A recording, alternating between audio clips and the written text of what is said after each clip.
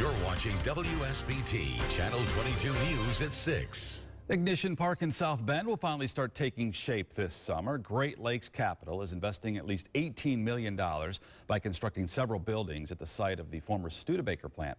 WSBT's James Fillmore is at the live desk. James, you know, the first would be a multi-tenant office building.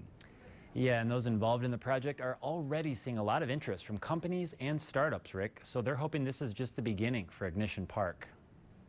Great Lakes Capital has committed to putting up 3 buildings at Ignition Park over the next 36 months. Chris Fielding with the City of South Bend says the buildings would be on the southeast corner of Ignition Park, near Ignition Drive. The concept is to make it a campus-like environment with green space, parking, and even food options in the first building. We're looking at constructing roughly two 50,000 square foot buildings, a single story, but with some nice elevation, some height. The South Bend Redevelopment Commission unanimously approved the agreement with Great Lakes Capital. The City of South Bend is investing up to $900,000 on the project. Some of the acres would be sold to Great Lakes Capital when the first building is done, giving the company the option of one day adding more buildings to Ignition Park. That's something that we've really been wanting to do for years, and today is a day that we can really say it is here. It's estimated that around 130 people would be able to work in these 3 buildings. Several companies from Innovation Park have expressed interest in moving to Ignition Park once construction is complete. The companies will likely run the gamut. They run from software as a service companies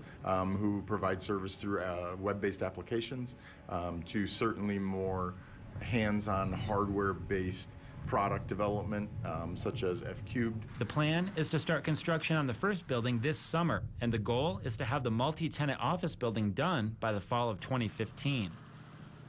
Now, work on the second building would start soon after the first one is done. The timing of the third building would depend on demand and the success of the first 2. The estimated cost for each building is $6 million. Great Lakes Capital would get a tax abatement over a span of about 5 to 7 years. At the live desk, I'm James Fillmore, WSBT Channel 22 News.